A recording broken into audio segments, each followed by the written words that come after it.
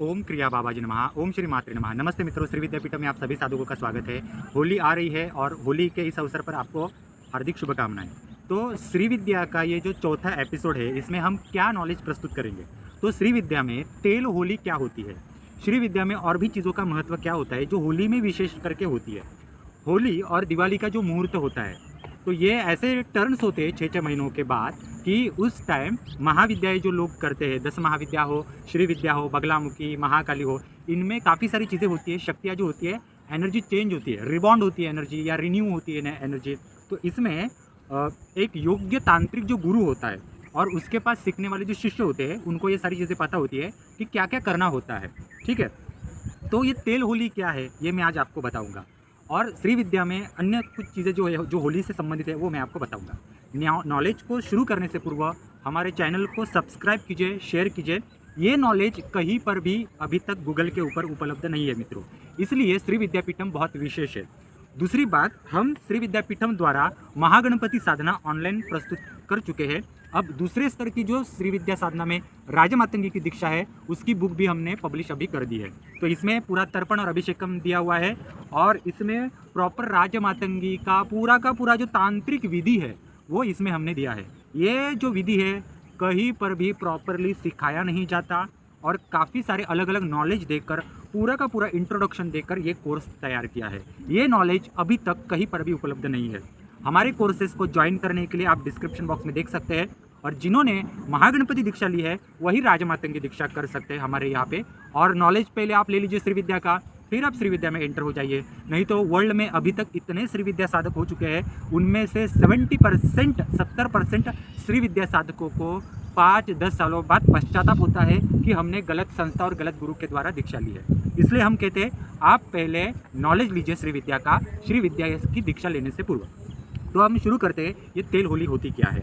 जैसे मित्रों, हम हमारा ये जीवन जीते हैं, ठीक है, हर जगह की होली अलग होती है। आप हमारे अगर कोस्टल एरिया है, गोवा से लेकर मुंबई तक का, जो एक रत्नागिरी होगा, सिंधुदुर्ग होगा, रायगढ़ होगा, यहाँ की होली जो होती है ना, बहुत फेमस होती है। जैसे बरसाना की होली है, वृंदावन की होली है, मथुरा की होली है, वो फेमस है। वैसे हमारे यहाँ की होली फेमस होती है। हमारे यहाँ की होली की ये विशेषता होती है कि 15 दिन होली चलती है और हमारा लास्ट डे जो होता है होली का, वो नया साल जो शुरू होता है, पाड़वा जिसे कहते हैं, उस टाइम नए साल में वो ख़त्म हो जाती है। इस प्रकार से होली होती है। और यहाँ पर ग्राम देवताओं का चलन होता है। बरसाना में आप जाएंगे तो वहाँ पर होली के 15-20 दिन पहले से ही होली शुरू हो जाती है, पूरा 1-1.5 महीना शुरू होती है। ये हर जगह की एक खासियत होती है। अब देखिए, हमारे यहाँ अगर आप होली के लिए आएंगे ना, तो यहाँ पर न्याय चलती है। यानी यहाँ पर हर 5-10 किलोमीटर पर एक एक गाँव है, वहाँ गांव के हर देवता होते हैं। जैसे हिमाचल प्रदेश में है वैसे हमारे देवता होते हैं, साउथ इंडिया में वैसे हमारे देवता होते हैं, ग्राम्य शक्तियाँ होती है। तो वहाँ पर न्याय चलते हैं। तो मुंबई से लोग, पुणे से लोग आएंगे जो यहाँ पे माइग्रेट हो चुके हैं, वो आएंगे, उनको प्रॉब्लम्स है, तो देवता को, दैव को पूछेंगे कि ये प्रॉब्लम्स क्यों हो रहा है, तो दैव वहाँ पे न्याय करता है। फिर गाँव में कुछ अनाप शनाप कुछ चीज़ें हो चुकी है क्या, तो उसके न्याय चलते हैं। तो ऐसा एक हर जगह का अपना अपना माहौल जो होता है होली के दिन होता है। शक्तियाँ जो होती है ना, ऐसे उनकी तरंगें बहुत ज़बरदस्त होती है इस टाइम, तो वो भी अपनी अपनी कुछ चीज़ें करती है।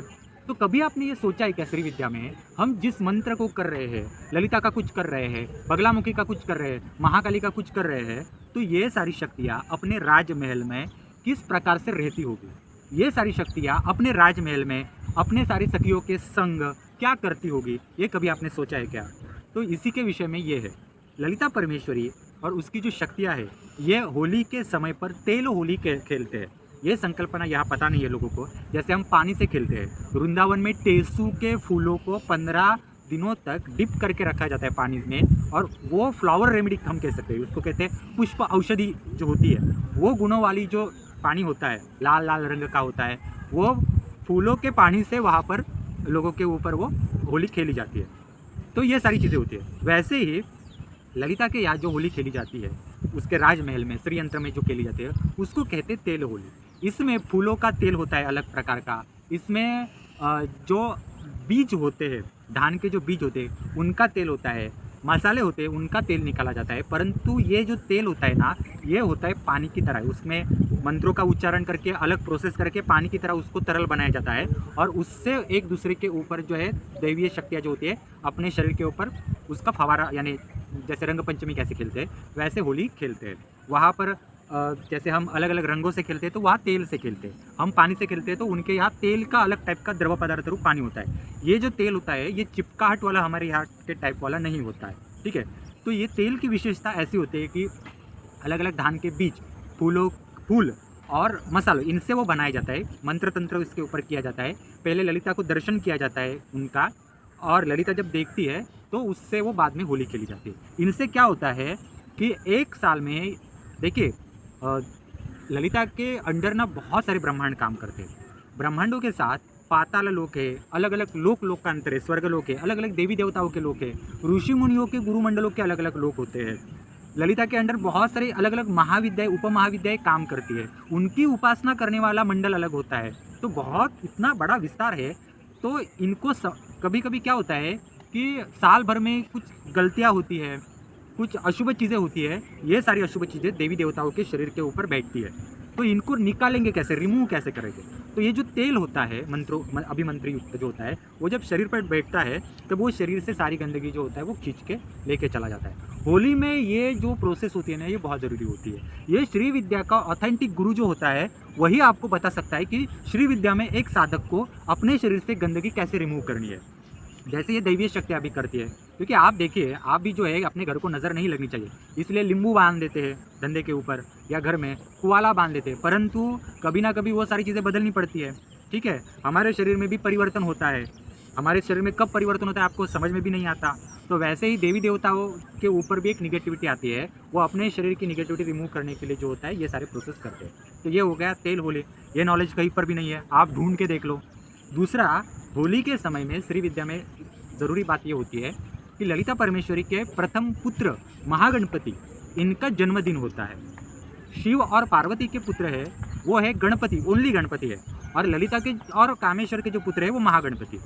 महागणपति के अंडर बहुत सारे शिव पार्वती वाले गणपति है मित्रों, ठीक है। तो ये सारी आपको नई इन्फॉर्मेशन मिली होगी। ललिता मातृ रूप में जब रिप्रेजेंट हुई लोगों के सामने, पहली माता बनी। कभी भी आप देखो मित्रों, स्त्री जो होती है ना, श्री विद्या में ना स्त्री का क्या महत्व सीखना होता है तो वो प्रैक्टिकली मैं आपको बता रहा हूँ। एक स्त्री जो होती है पहले कुमारिका होती है, ठीक है। तो उसके बाद वो शादी के पहले उसकी जो अवस्था होती है उस टाइप में वो बदल जाती है।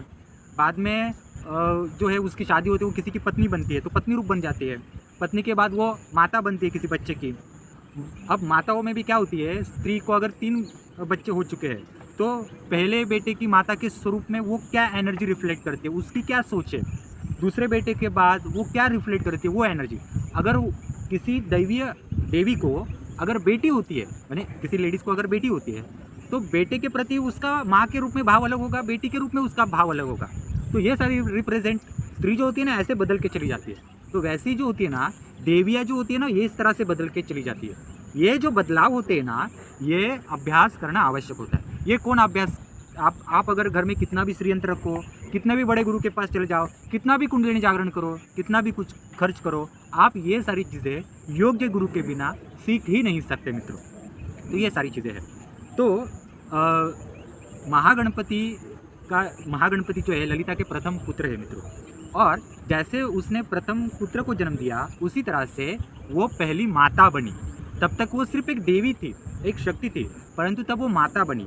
माता के रूप में जो रिप्रेजेंट होने वाली ललिता की जो शक्ति है उसका भी पूजन उसमें होता है मित्रों उस दिन। ये बहुत ज़रूरी है। आप में से कई सारी महिलाएं या पुरुष, जब आपको पहला पुत्र होता है तब आपको आपके आसपास के घर वाले, मित्र परिवार आपको अलग नज़रिए से देखता है।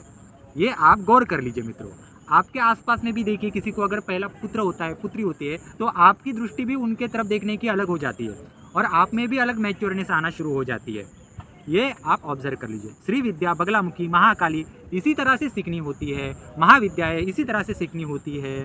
सिर्फ ये मंत्रों के रट्टा मारने से ये सारी विद्याएं नहीं सीखी जाती मित्रों। गुरु उत्तम चाहिए।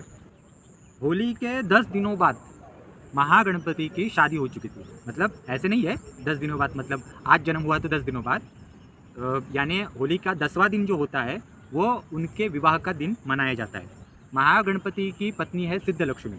तो महागणपति और सिद्धलक्ष्मी का उस दिन श्री यंत्र में पूजन होता है। उनके विवाह का जो एक हम कहते हैं एंगेजमेंट, वो सालगिरह कहते हैं उसको, वो होती है, वो दिन होता है।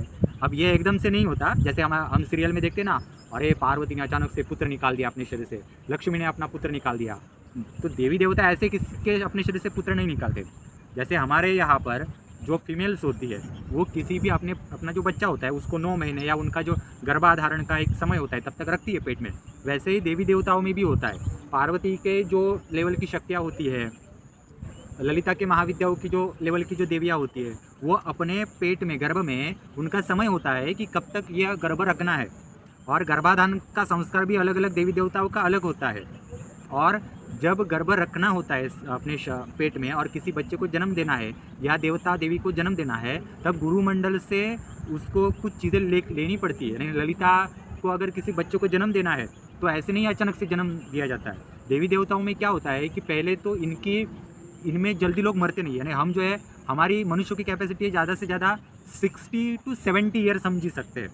तो देवी देवताओं में ये हज़ारों हज़ारों लाखों लाखों साल देवी देवता जीते हैं, उनमें मृत्यु जल्दी नहीं हो पाती। तो आप कल्पना कर लीजिए कि एक अमरता भी जो होती है, हाँ एक प्रकार से ये अमरता ही है, मृत्यु होती है परंतु लाख लाख साल मृत्यु नहीं होती उनकी। तो ये भी जो होते हैं अपने जीवन से तंग आ जाते हैं, उनको भी डिप्रेशन आ जाता है उससे, क्योंकि एक ही पति को, एक ही बच्चे को, एक ही शक्ति को बार बार देखना होता है और लंबे समय तक कोई परिवर्तन अलग से नहीं होता। ये सारी चीज़ें बहुत सीखनी होती है मित्रों श्री विद्या में। तो इसलिए ये श्री विद्यापीठम ही हमारा जो है ये सारी चीज़ें बारीकी से सिखाता है। बाकी अन्य कोई श्री विद्या की संस्था, अन्य कोई महाविद्या की संस्था ये सारी चीज़ें नहीं सिखाती मित्रों। जो ऊपरी जगत है, ऊपरी जगत को सिखाने वाली जो शक्तियाँ होती है, या ऊपरी जगत में किसी देवी को अगर बच्चा होता है तो उनके लिए वो सम्मानजनक और वो 16 जो होता है यानी कार्यक्रम जो होता है बहुत बड़े लेवल पे होता है, क्योंकि ये लाखों साल जीते हैं। उनको बच्चा भी जो होता है लाख साल में कोई एक बार भी बच्चा होता है, ऐसा है। और उनमें ऐसा नहीं है हमारे यहाँ कि अभी 15 मिनट में वर्ल्ड में पॉपुलेशन 1 लाख 2 लाख से अप हो जाएंगे, वैसे उनके जगत में नहीं होता। तो बहुत बड़ा महीनों का उनका कार्यक्रम चलता है अगर कोई बच्चा जन्म लेता है तब। और देवी देवताओं में क्या होता है, ज़्यादातर देवी देवताओं को बेटियां नहीं होती, क्योंकि बेटियां जब होती है ना तो जो देवी होती है, जो माँ बनती है, उसकी शक्ति आधी विभाजित हो जाती है। जितना बेटे में नहीं होता उतना बेटी में होता है। ये सारा जो स्टडी है ना, ये स्टडी का अभ्यास करना बहुत आवश्यक है। आप कब करेंगे अभ्यास? आप में से बहुत सारे लोग, मैं बगलामुखी का इतना सिद्ध कर चुका हूँ, मैं महाकाली का इतना सिद्ध कर चुका हूँ, श्री यंत्र मेरे घर में इतने, यही करने में चले जाते हैं।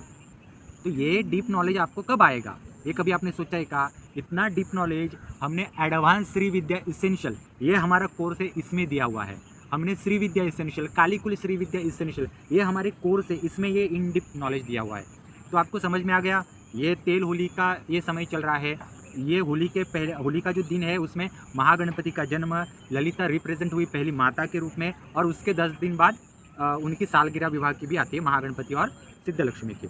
महागणपति का भी महागणपति कांडम है, बाला कांडम है, बाला त्रिपुर सुंदरी का, इन सारे जो महागणपति के और भी अलग अलग कांडम है, वल्लभ गणपति कांडम है, सिद्धलक्ष्मी कांडम है। ये सारे ग्रंथ ऐसे हैं जो श्री विद्या में, जिनमें महागणपति की बचपन से लेकर बड़े होने तक की लीलाएं, उसका विवाह कैसे हुआ, विवाह के लिए ललिता ने क्या क्या किया था, उसने कौन सी विद्याएं सीखी, ललिता को महागणपति ने क्या क्या किस प्रकार से मदद की, तथा भंडासुर के वध में, युद्ध में उसने क्या भूमिका निभाई, ये काफ़ी सारी जो लीलाएं हैं ये सारी महागणपति कांडम में आती है।